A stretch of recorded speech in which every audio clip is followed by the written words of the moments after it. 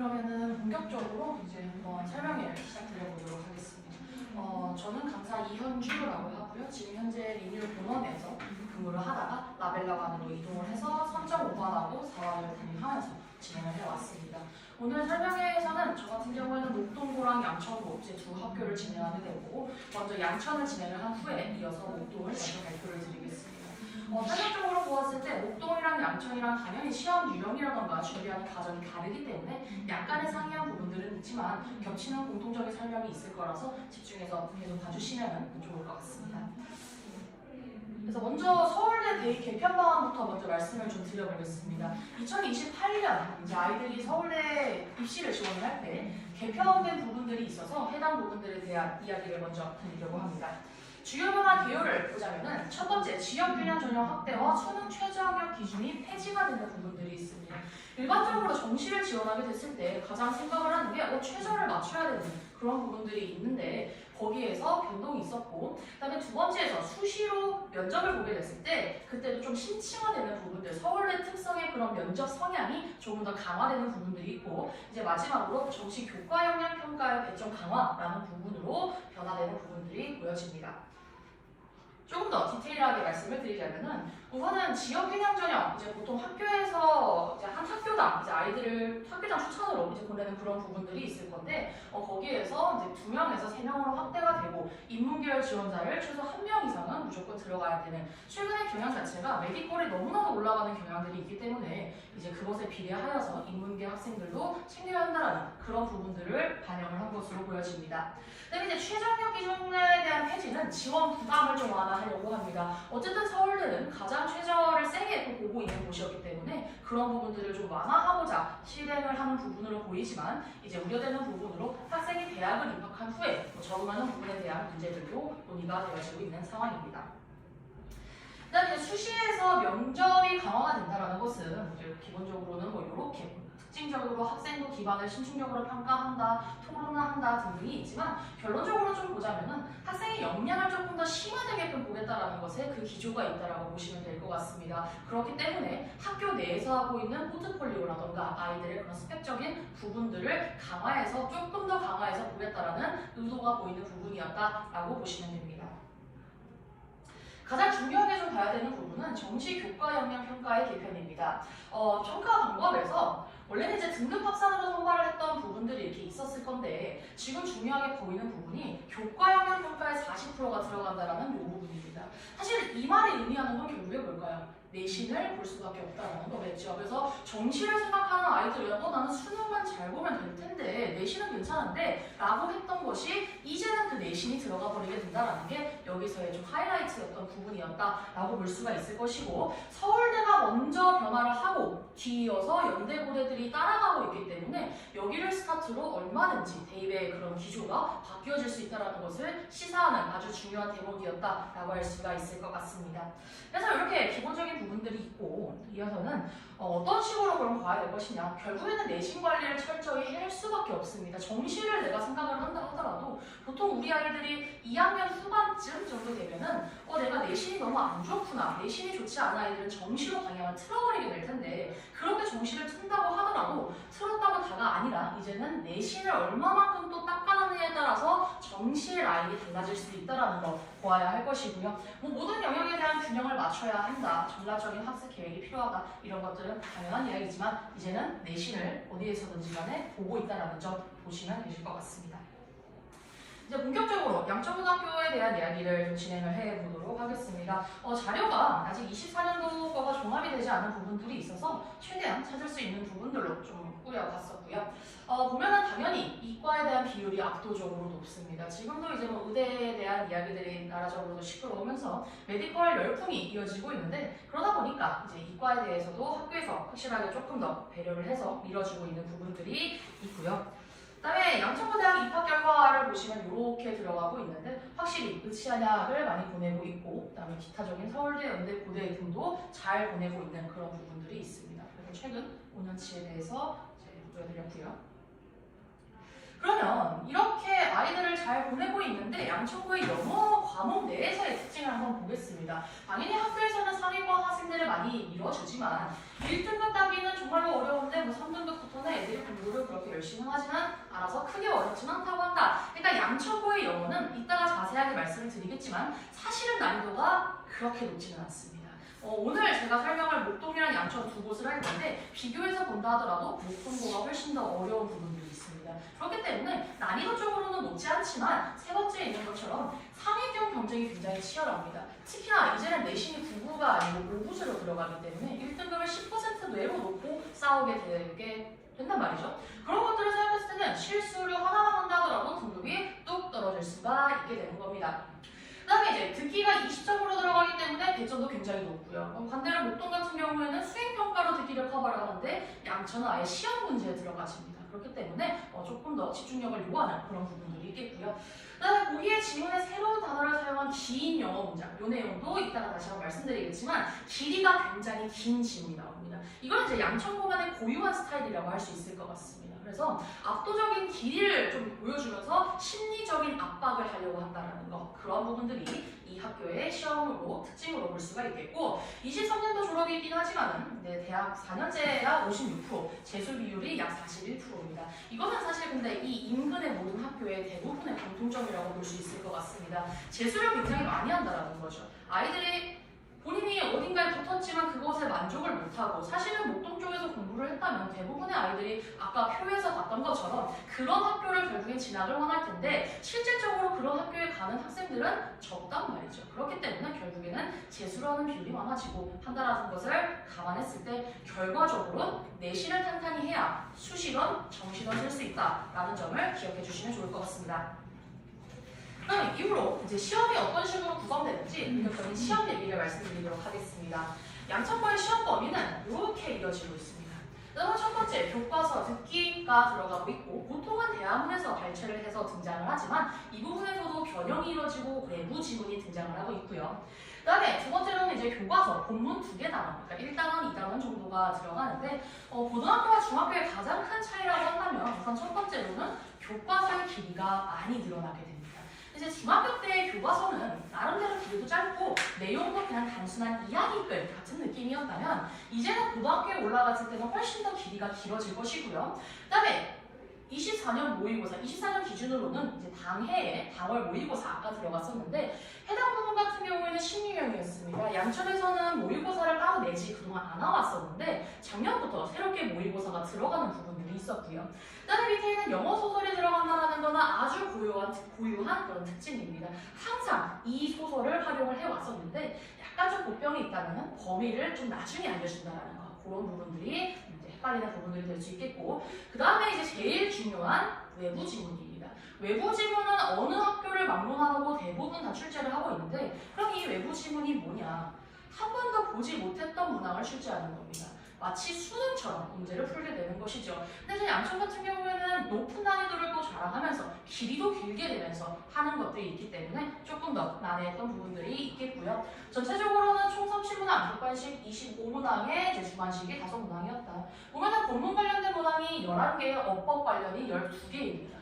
그래서 이제 아이들이 중학교 때는 내신 대비들을 뭐 각각의 학교가 약간씩 달랐지만 기조는 비슷했습니다.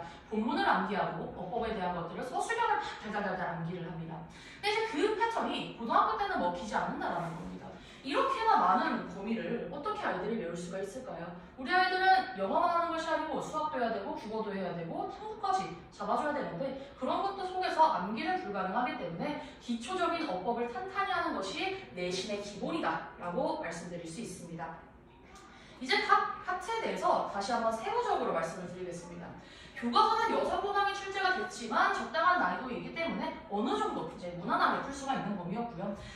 모든 영역들에서 기본적으로 필요한 부분들은 문법도 문법이지만 어휘입니다. 어휘가 사실은 우리 아이들이 제가 어머니들께 매번 이제 달마다 상담을 드릴 때도 말씀을 드리지만 아이들이 어휘를 얕잡아 보는 경향이 있어요. 왜? 초등학교 때부터 단어 외워? 학원에서 시험 볼 거야? 이러니까 이렇게 하고 가는데 막상 귀찮거든요. 뭔가 눈에 보이지도 않고 외워서 까먹는 것 같고 이러니까 이게 계속 뒷전으로 밀리거나 습관적으로 올바르게 길들여지지 않는 경우가 많은데 고등학교에서는 그런 것들이 여실히 다 들어가게 돼버린다는 점이죠. 그렇기 때문에 유의어와 반의어까지 공부가 되어져야 됩니다. 단순한 단어 하나만을 아는 게 아니라 이것들이 변형될 거라는 것들을 염두하고 그 단어들까지 넓은 스펙트럼으로다가 대비를 해줘야 한다. 그런 게 교과서였습니다. 그다음에 듣기입니다. 듣기는 이제 열문항 25점 내지는 20점으로 출제가 보통 되는데 비교적 편리하지만 범위 외의 문항을 잘 대비해야 합니다. 이것 또한 수능과 마찬가지죠. 한 번도 보지 못했던, 듣지 못했던 내용들이 당일날 시험에서 출제가 되고 있는 겁니다. 그래서 교과서 앞뒤의 중요 표현들을 평상시에 미리 살펴봐야 한다라는 부분이 있고요. 외부 지문입니다. 외부 지문은 21점으로 들어갑니다. 한 번도 보지 못했던 길다란 지문이 나오는데 걔네들의 총 점수가 지금 21점인 겁니다.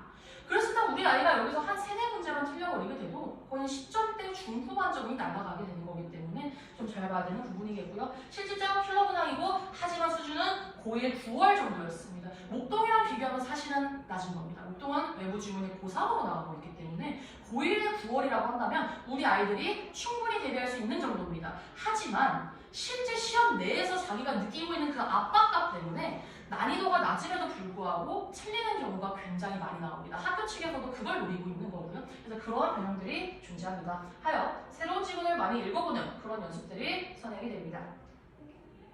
이어서 모의고사입니다. 작년부터 추가된 새로운 범위였고요. 교과 영역, 즉 교과서보다는 확실히 어렵습니다. 교과서가 어쨌든 간에 가장 쉬운 부분으로 분류가 되다 보니까 그 다음의 난이도로 따진다면 모의고사를 이제 따질 수가 있겠고요. 교과서와 모의고사 파트에서만 서논수령이 출제가 됩니다. 그렇기 때문에 어머니들이 가장 많이 걱정하시는 외부 지문 같은 경우에는 서술형으로 나오지는 않습니다. 왜냐? 외부 지문을 서술형으로 내게 되면 맞출 수 있는 아이가 거의 없기 때문이죠. 그렇게까지 하지 않아도 어느 정도 커트가 됩니다. 그래서 서술형은 교과서와 모의고사에서만 출제가 될 거고요. 마지막 원서입니다. 원서에서 그 이제 원더라는 교재일 건데 그 책에서는 2문항 정도가 출제가 됩니다. 근데 시험 기간 중에 80쪽에 달하는 범위가 공개됩니다. 그러니까 원서 소설을 80쪽을 아이들한테 읽으라는 건데 그걸 시험 기간 중에 이야기를 합니다. 그럼 우리 아이들 영어 가야 돼, 수학 가야 돼, 국어 가야 돼, 바빠 죽겠는데 소설책을 읽고 있어야 돼요. 이제 그러다 보니까 이게 매우 복병인 파트인데 다행히 난이도 자체는 어렵지 않습니다. 문제 유형도 신명과 지침 추론입니다. 지금 이제 유형에 대한 이야기지만 이 글의 분위기가 어떤지, 이 사람이 누군데, 저 사람이 누군데 이런 것들 물어봅니다. 하지만 또 길이가 길게 나오다 보니까 어려웠던 부분들이 있습니다. 근데 종합을 해보자면 난이도는 중상 정도다라고 볼 수가 있겠고요. 교과 영역은 어쨌든 난이도가 낮지만 서술형이 들어가고 있기 때문에 핵심적인 부분이고 어휘 수준 같은 경우에는 당연히 모든 학교 공통입니다. 고등학교의 어휘는 높을 수밖에 없고 암기가 제대로 되어 있지 않으면 절대로 문제를 읽어낼 수가 없기 때문에 당연히 어휘적인 부분을 챙겨야 하겠고요. 듣기는 쉬운 파트와 어려운 파트, 교과적인 부분들, 외부적인 부분들 있겠지만 평소에 훈련을 어떻게 했느냐에 따라서는 어느 정도 충분히 대비가 가능한 영역입니다. 그다음에 외부 지문, 킬러 문항으로서 실질적인 역할을 해내게 됩니다. 자, 그렇게 됐을 때 듣기와 교과, 새로운 모의고사에다가 외부 지문에다가 80쪽 장편소설 이 모든 문제 30개를 50분 안에 풀어야 되는 거죠. 어떤 식으로 이 부분들을 대비를 해야 할 것인가?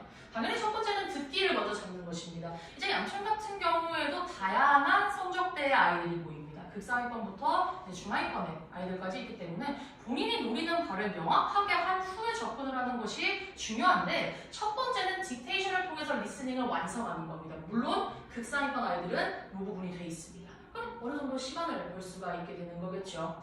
두 번째, 상위권 친구들은 듣기 같은 경우에는 괜찮겠지만 외부 지문 같은 경우에는 본인이 따로 대비를 들어가야 됩니다. 뭐 중하위권도 하지만 상위권은 조금 더 디테일한 학습을 진행을 할 수가 있겠고요. 서술형 문장 암기를 고등학교 때 100%로 다 활용할 수 있는 건 아니지만 그래도 진행을 해야 합니다. 아이들이 어느 부분들에서 서술형이 나올지 본인 스스로는 잘 모르기 때문에 학원 측에서 저희가 이제 열심히 준비를 해서 아이들에게 루틴적으로 이런 부분들을 돌려줄 예정이고요. 그래서 암기를 하기는 하지만 자동화되는 부분들이 있어서 시험장에서는 손이 먼저 움직이게 하는 부분이 있습니다. 근데 이런 부분이 가능한 건 범위가 짧기 때문입니다. 범위가 짧기 때문에 이런 것이 가능한 거고 만약에 범위가 많았다라고 한다면 실질적으로는 그날에 풀어야 되는 부분들이 많아서 좀 어려운 부분이 있을 것입니다. 근데 결국에는 한 문제를 10번 보는 거하고 10문제를 한 번씩 보는 거, 그것에 대한 승자가 양천구에서는 10문제를 한 번씩 보는 것과 한 문제 10번 보는 거, 한 문제 10번 보는 게 낫다는 겁니다. 범위가 작기 때문이에요. 범위가 작기 때문에. 앞에서 보여드렸을 때 이거 범위 되게 많은 것 같은데 라고 생각하셨겠지만 사실은 비교를 해보자면 상대적으로 좀 작은 범위입니다. 모의고사 범위가 들어갈 수도 있고 안 들어갈 수도 있는데 안 들어간다고 따진다면 지문 13개에서 15개가 빠지게 되는 겁니다. 그렇기 때문에 이제 들어간다면 약간 이야기가 다르겠지만 들어가지 않는다면 교과서적인 부분들, 그 다음에 학교에서 풀어주는 원서 소설 같은 부분들, 프린트 나눠주는 단어적인 부분들 반복을 엄청나게 많이 합니다. 엄청나게 많은 반복을 통해서 자동화적으로 빨리빨리 풀 수 있는 것들을 풀어내고 그 다음에 남는 시간으로 외부 지문을 풀어야 됩니다. 길이가 압도적이기 때문이죠.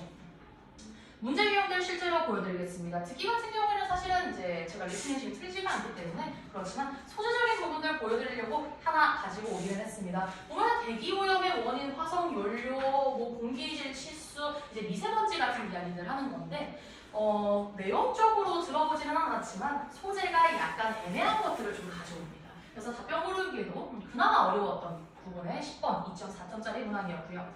그 다음에 장문입니다. 어머니들 나눠주셨던 자료에 보면은 이제 요 뒤쪽에 보면은 요 고난도 문항해서 25번이 있습니다. 25. 어머니들 보시지만 한번 가져주시면 될 것 같습니다. 네, 그래서 보면은 이 25번 문항이 나와져 있고요. 그 옆에 보면은 다른 문제도 하나 제가 놨었는데 지금 이 25번과 32번을 좀 같이 봐주시길 바랍니다. 25번이 양천에서 실제로 출제됐던 외부 지문의 길이이고요. 32번이 우리 아이들이 일반적으로 푸는 모의고사의 길이입니다. 문제 유형은 둘 다 동일하게 빈칸으로 나와져 있습니다. 다만 오른쪽은 일반 모의고사고 왼쪽은 양천의 외부 지문이었습니다. 길이가 거의 3배에 달하는 부분이 있고요. 이러한 길이의 이러한 소재, 이 글 소재 제가 지금 말씀드리지는 않겠지만 요것도 뒷장에 한번 보시면은 25번 지문에 대한 한국어 해석본을 제가 붙여줬습니다. 제가 다 해설을 할 수는 없어서 이렇게 해석을 좀 붙여놔봤고요. 보시면은 사이코패스의 도덕성에 관한 이야기를 합니다. 당연히 어려울 수밖에 없겠죠. 그래서 이런 내용들을 듣기를 한참 하다가 이제 문제 풀어야지 하면서 쭉 넘기다 보면 25번에서 이 정도 길이가 딱 맞닥뜨리게 됩니다. 물론 그 전에 원서도 있었습니다. 원서 지문도 거진 이것과 비슷했는데 이렇게 어려운 부분들이 있다 보니까 아이들이 대비하는 게 굉장히 힘들었을 거다라는 부분이고요. 그 다음에는 이제 서술형 내용입니다. 양천의 난이도는 그렇게 높지 않다고 말씀드렸습니다. 그 이유는 물론 객관식에서 변별력을 더 따지고 있지만 서술형도 챙기기는 해야 할 건데 서술형의 난이도가 생각보다 낮습니다. 그래서 해당 유형은 제가 간단하게 먼저 한번 조금 풀어드려 보자면은 이렇게 보여질 것 같고요. 이 글의 내용을 먼저 해석을 해야 할 건데 이 글이 동물들이 구조가 됐을 때 자기가 어떤 곳에서 구조가 됐느냐에 따라서 나한테 들어오는 치료를 서로 다르게 느낀다라는 내용입니다. 기본적으로 내용을 물었고 그렇기 때문에 What is in mind? 이 내용을 토대로 보았을 때 이런 것들을 해야 한다라는 거였고 그거를 밑에 있는 것을 활용해서 여벌단어로 써달라고 합니다. 이제 모든 고등학교의 서술형에서 기본적으로 변형을 해라라는 거는 항상 포함이 되는 조건이고요. 그랬을 때 난이도는 그럼 어떻게 설정이 되느냐? 얼마만큼의 변형을 해서 어떻게 순서를 조립하느냐에서 그 난이도를 나눕니다. 그랬을 때 양천에서는요. 우선은 저는 이제 여기가 있었지만 사실은 이거를 다 한 덩어리로 줬습니다. 실제에서는. 그러면 아이들 입장에서는 이만큼은 다 조립이 되어 있는 상태죠. 여기는 누가 봐도 주어였고요. 그렇기 때문에 요거를 주어로 그대로 써주면 됩니다. 각각의 그런 트리트먼트들이 동사 파트 need, 이것도 need to도 그냥 줘버려가지고 여기도 그대로 갑니다. 하지만 단수기 때문에 needs로 갔을 거고 여기서 변형이 한번 일어나죠. 그 다음에 need 뒤에는 to가 있는데 이 to도 좋습니다. 이 to도 줘서 뒤에 to 부정사를 쓸까라는 걸 문제에서 친절하게 알려줘버린 거예요. 근데 일반적으로는 안 주거든요. 그런 부분들에서 쉬웠구나 라고 생각할 수 있지만 하나 이제 결국에 구분하고자 하는 건 여기였어요. 각각의 치료법들이 modify, 변형돼줘야 된다는 거예요. 이제 고양이가 아픈 애들이면 이렇게 하고 이렇게 해주고 이렇게 변형이 돼줘야 되는 거니까 수동을 넣어줘야 되는데 투부정사 수동을 네가 쓸 줄 아냐를 물어봤던 거죠. 그래서 여기서 또는 modified로 왔을 거고 다르게 되는 거니까 동사를 수식하기 위해서 부사로 마무리를 짓니다. 그럼 총 변형은 스위치 단수 하나, 수동태 만들어주는 투부정사 라인, 그 다음에 동사 수식해주고 있는 부사 라인, 총 3가지의 변형을 요구하고 있지만 사실은 난이도적으로는 굉장히 낮은 정도입니다. 그렇기 때문에 이런 정도의 서술형 대비는 아이들이 얼마든지 가능할 거고요. 그렇기 때문에 이런 부분들은 무난하게 치르면서 오히려 객관식적인 부분들에서 좀 더 대비를 적극적으로 해야 한다라고 보시면 될 것 같습니다. 그래서 이러한 문제들이 있다라는 거 봐주시면 될 것 같고 이어서 보겠습니다.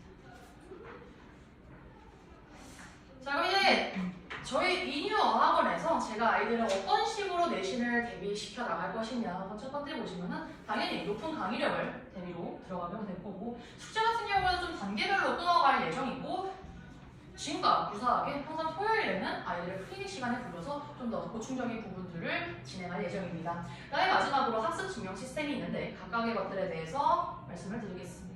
우선 양처는 듣기가 들어가기 때문에 0번으로 듣기를 좀 추가하였습니다. 상위권을 제외한, 극상위권을 제외한 친구들은 듣기가 생각보다 부족한 경우들이 많이 있습니다. 지금 제가 대부분 맡고 있는 3.5반과 4반 친구들의 경우에도 듣기가 안 되는 친구들이 아직도 있기 때문에 이러한 듣기에 대한 부분을 꼭 잡고 가야 됩니다. 20점은 반드시 받고 가야 하는 영역입니다.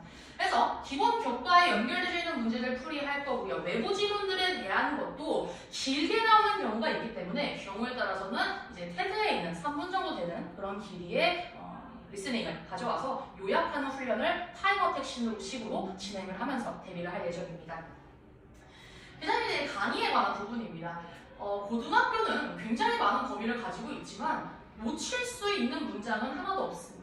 매 문장 하나하나에 문법이 다르게 쓰여지고 있기 때문에 한 문장 한 문장을 세세하게 분석을 해줘야 될 것이고요. 출제 가능성이 높은 부분에 대해서는 예측을 해주고 변형을 합니다. 그래야 아이들이 그나마 시간을 좀 줄일 수가 있습니다.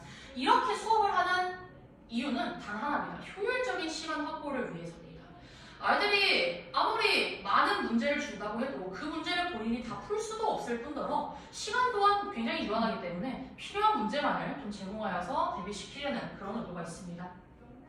그래서 실제로 수업을 진행할 때는 이런 식으로 진행을 할 건데 그래서 한 문장 한 문장에 보면 실제로 제가 필기를 진행했던 부분이고요. 잘 이제 안 보실 것 같긴 한데 이렇게 봤을 때 세세하게 하나하나가 다 써져 있습니다. 그리고 이런 부분들에 대해서는 시험을 볼 겁니다. 그래서 본인이 설명할 수 있게끔까지 만드는 게 제 목표다라고 봐주시면 좋을 것 같습니다. 지금까지 수업을 본 수업 내에서 이제 아이들과 그동안 수업을 예비고일 코스를 진행했을 때도 제가 아이들에게 매번 하는 이야기가 있습니다.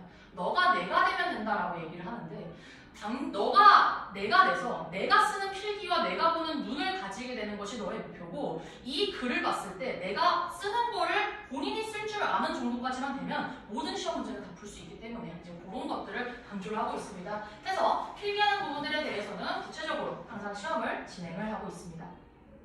그다음에 숙제 시스템입니다. 숙제는 3단계의 이제 난이도를 거쳐서 점점 빌드업을 쌓아 나갈 예정이고요. 첫 번째는 문장을 직접 해석하는 것부터 들어갑니다. 근데 물론 극상위권은 이 부분은 좀 생략이 되실 수가 있습니다. 중하위권의 아이들은 길이가 길어지면은 해석을 잘 하지 못합니다. 이건 너무 당연한 건데 근데 해석을 할 줄 안다고 생각을 하죠. 왜냐면 선생님이 앞에서 예쁘게 잘 다져가지고 매겨주니까 이거를 나는 안다라고 생각을 한단 말이에요. 하지만 실제로 해볼래? 라고 하면은 하면서 못 써버려요. 그렇기 때문에 우선은 해석하는 부분부터 출발을 할 거고 두 번째에서 문법 요소적인 거 앞서 보여드렸던 자료에 있었던 키워드들에 대한 시험을 봅니다. 그다음에 마지막으로 서술형에 대한 연습을 진행을 시킬 겁니다. 그래서 각 지문에서 가장 중요했던 문장들에 대한 연습을 보게 될 거고요. 단순하게 반복하는 게 아니고 점진적으로 빌드업이 되어지게끔 그렇게 좀 시스템을 짜보았고 결국에는 이런 것들을 통해서 병현 지문에 대한 자신감을 확보하게 하려는 의도가 있습니다. 봤던 지문이 절대로 동일하게 나오지 않습니다. 똑같은 문장이라 하더라도 다른 뜻으로 이 내용을 표현을 하고 있기 때문에 해석력 자체를 길러주려고 한다라는 것에 그 의도가 있습니다.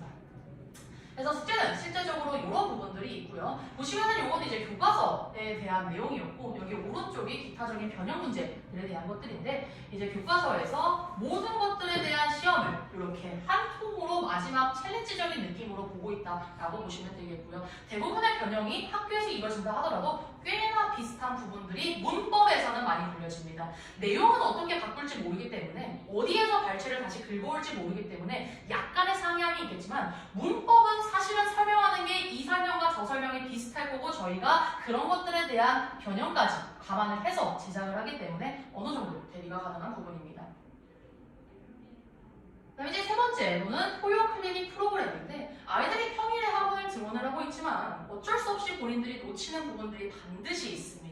모든 아이들이 완벽하게 수업을 들어가는 것은 아니니까요. 그래서 그런 부분들에 대한 부족함을 채우기 위해서 토요일 보통 이 시간대에 이제 아이들이 클리닉 등원을 하게 될 건데 필수적으로 우선은 보강을 참석하기를 권합니다. 하지만 경우에 따라서 이제 아이의 스케줄에 따라 등원이 불가피한 경우도 있을 텐데 그럴 때에는 따로 온라인으로 촬영을 해서 접속을 한다든지 혹은 추후에 다시 스케줄을 잡아서 시험 보는 스케줄은 본인이 따로 먼저 온다던가 그런 식으로 관리를 합니다. 그래서 등원을 했을 때는 문장을 테스트하고 빈칸에 대한 그런 테스트들을 진행해서 아이의 현 위치를 계속해서 판단한다는 부분이 제 첫 번째 목적이고요. 그 다음에 두 번째에서 부족한 부분들이 보인다면 해당 부분에 대한 보완을 합니다. 해서 목적은 그 주에 했던 거를 그 주에는 정확하게 마무리를 한다라는 것으로 이해를 해주시면 좋을 것 같습니다. 그래서 완벽한 마무리 루틴으로 토요 클리닉 프로그램을 진행을 하고 있고요. 실제로 하게 되면은 보통 아이들이 이렇게 노트 같은 것들도 쓰고 지금 저희 반 아이들 대부분 아이들이 독해 노트 사용하고 있고 오답 노트 사용하고 있습니다. 그래서 독해 노트는 독해, 이제 리딩을 했던 부분들에 대해서 본인이 몰랐던 거를 정리를 하는 거고 오답 노트는 클리닉 문법 시험 보는 부분들에서 있었던 것에 대한 오답을 정리를 합니다. 그래서 그런 기조를 좀 이어가면서 이렇게 관리를 할 예정입니다.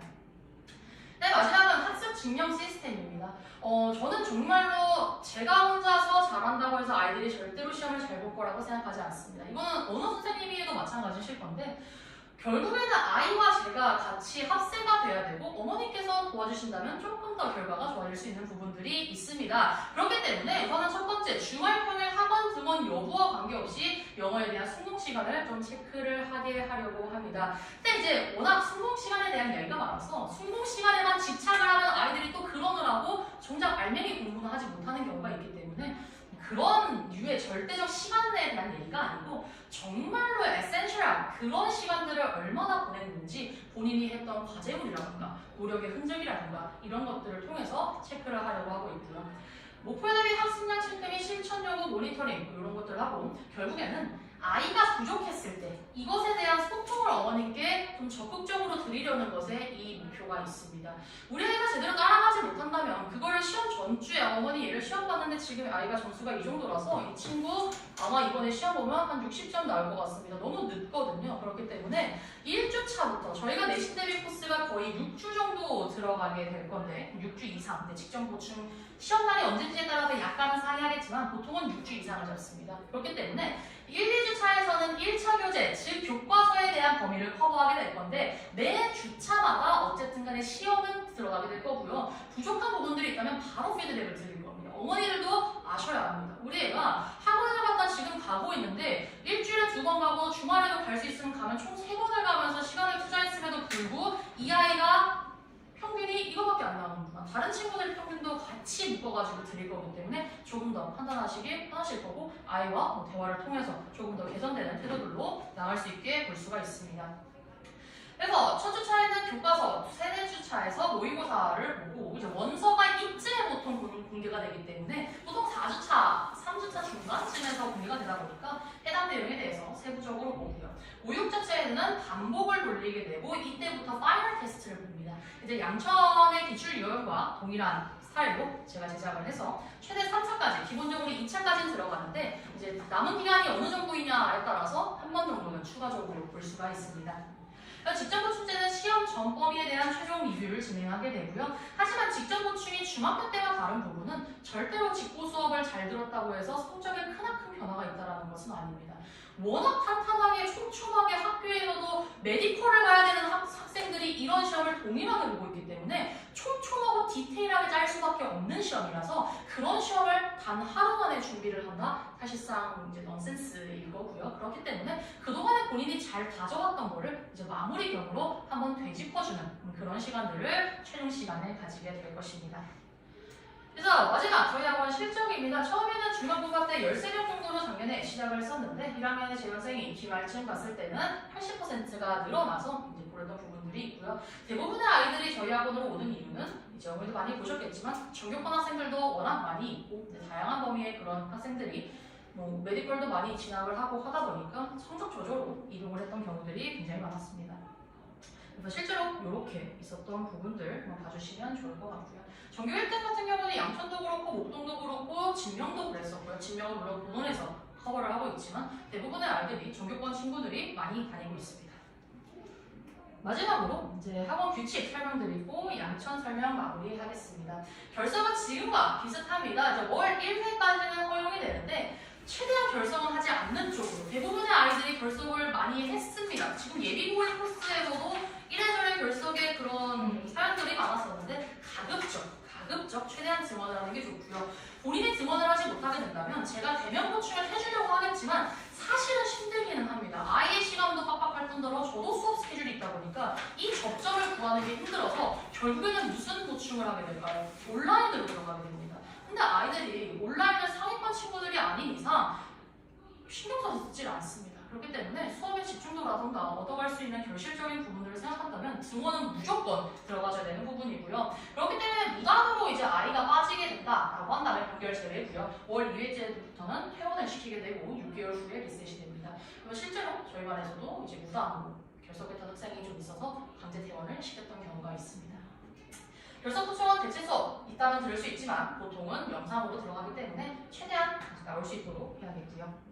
그다음에 지각은 이렇게 있다라는 거 한번 봐주시면 좋을 것 같습니다. 그다음에 이제 과제 이행이나 이런 것들 너무나도 기본적인 부분인데 안 됐을 때는 어머니한테 바로 말씀드릴 겁니다. 저는 정말 바로바로 말씀드리는 게 가장 베스트라고 생각하고 어머니께서도 고등학생에 올라가는 우리 아이의 태도가 숙제가 안 된다, 아이가 지각을 한다, 교재를 안 가져간다 이런 것들은 기본이거든요. 학원에서도 제대로 하지 못하는 학생이 학교에 가서 다를 수가 없습니다. 근데 학교에서는 저야 물론 그냥 가르쳐주고 대비해주는 사람이지만 학교에서는 아이의 생기부를 작성해주고 있습니다. 그렇기 때문에 태도적인 부분들에서 정확하게 잡혀나갈 수 있게끔 같이 협조를 해주신다면 너무너무 좋을 것 같습니다. 그래서 퇴원 시 6개월 제동원 불가이고요. 제동원 시는 입학 테스트를 실시합니다. 물론 학기 중에서는 대부분이 내신 대비로 가고 있기 때문에 이제 반별 기준이 약간 애매모호한 부분이 있지만 저희 방학 기간 동안에는 똑같이 다시 분발이 되시니까 해당 부분들 참고해 주시면 좋을 것 같습니다. 이상으로 양천에 대한 설명을 먼저 마무리드리겠습니다.